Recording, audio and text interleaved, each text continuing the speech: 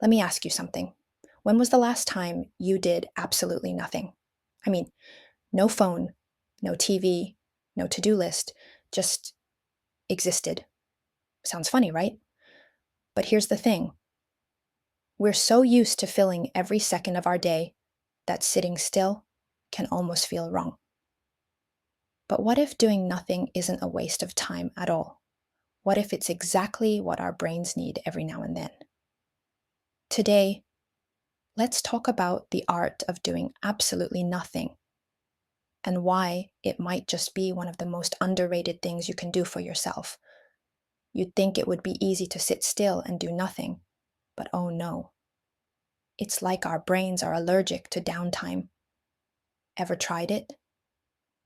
You sit there, ready to embrace the calm, and within 30 seconds, thoughts start popping up like, did I remember to reply to that email?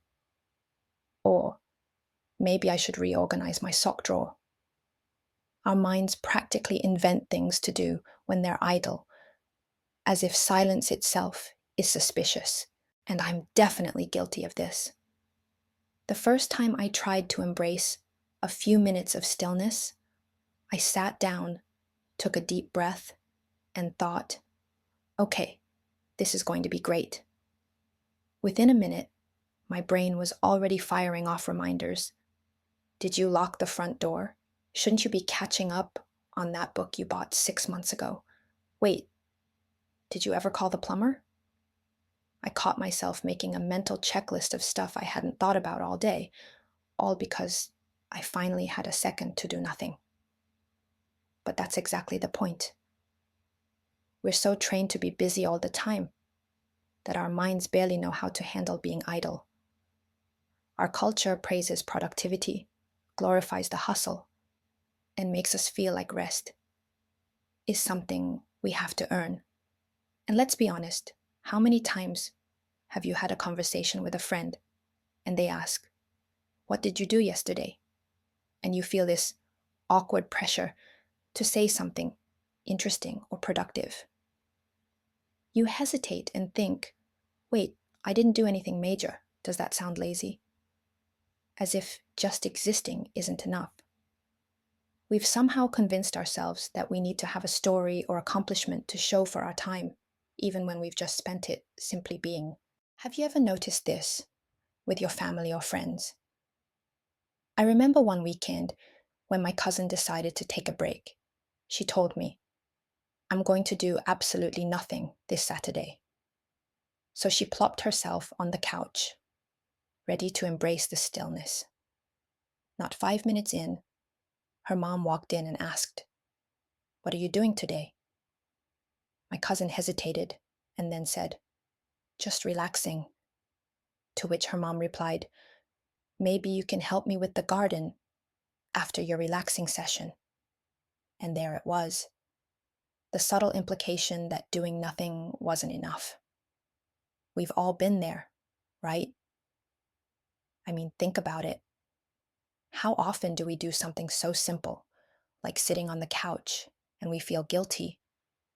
Maybe we're binge watching a show for the fifth hour and someone asks, what are you up to? And suddenly we feel the need to explain, oh, just catching up on very important Netflix shows. It's like we're just too busy for anything else. Or maybe you're in the middle of scrolling through social media for the fifth time today, and you tell yourself, I'll stop after this one post. And then it turns into 20. Suddenly you're like, how did I get here? Did I just spend 45 minutes watching people cook meals I'll never make? Here's a twist. Studies show that taking intentional breaks, especially the do-nothing kind, can actually improve creativity, reduce stress, and even make us more focused when we finally get back to our tasks. Here's a funny thing I realized. It's hard to give myself permission to relax without a reason. It's like I need to justify it, as if I'm going to get called out by the productivity police. And I know I'm not alone here. How many times have you told yourself, I'll relax after I finish XYZ? and then XYZ turns into ABC, DEF, and half the alphabet. Next thing you know, it's bedtime, and you still haven't made time to just breathe. When we always feel like we need a reason to rest, we're setting ourselves up to be perpetually on edge, and our minds get no real downtime. But here's the good news. Doing nothing doesn't actually mean wasting time. Think of it like recharging a battery. If you keep going nonstop, you'll eventually burn out. Take a real-life example. You've been working all week, running errands, keeping up with social media, maybe even squeezing in a workout. By Saturday, you feel completely drained. You might tell yourself, I can't sit down until I finish the laundry or finish a few emails, even though you've been on the go for days. But when you finally do sit down for a break, instead of just zoning out and doing nothing, you spend the time feeling guilty about it. Why? Because we're constantly taught that doing something is the only way to earn rest. Letting yourself have a few minutes to zone out, relax, or just stare out the window can be like plugging into an emotional charger. It gives you a little boost of mental energy so that when you finally get back to your tasks, you're refreshed instead of feeling like you're dragging yourself along. Have you ever found yourself waiting for an appointment or just sitting in a cafe, and for once, you don't reach for your phone or think about what's next on your to-do list? Suddenly, the world around you feels more vivid, the sounds more clear, the colors more vibrant. It's almost like a reset button for your mind. You don't realize it in the moment, but you're recharging by simply allowing your mind to wander or be present. Or how about those moments when you're waiting for your coffee to brew or your microwave to ding, and you stand there just waiting? It feels awkward, doesn't it? Almost like your brain is screaming, shouldn't I be doing something right now? You look around for anything to do, but nothing is urgent. You end up just standing there like a confused robot, trying to figure out what to do with itself.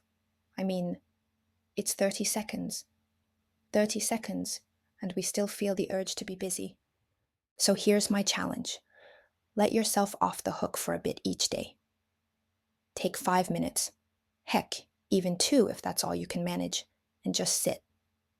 No phone, no mental lists, no background noise.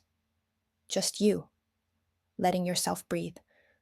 Think of it as giving your brain a mini vacation, the kind where you just lounge around in your mental hammock, sipping on thought-free lemonade. Sure, it might feel awkward at first, like you're doing something wrong, but trust me, that feeling will pass.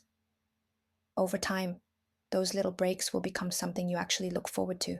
It's amazing what those moments of quiet can do. You might find yourself coming up with fresh ideas, feeling less stressed, or even noticing things around you that you usually miss in the chaos of daily life. How many times have you walked past the same street corner or park bench and not even noticed how beautiful it is until you finally pause for a second? Or how many times have you been too wrapped up in the whirlwind of your thoughts to recognize that a friend has been trying to tell you something important? Sometimes, stepping back and doing absolutely nothing is exactly what we need to move forward with a little more clarity and a lot more peace. And think about those awkward moments when you're waiting for something and all you can do is sit there. Those are perfect opportunities to let your mind wander.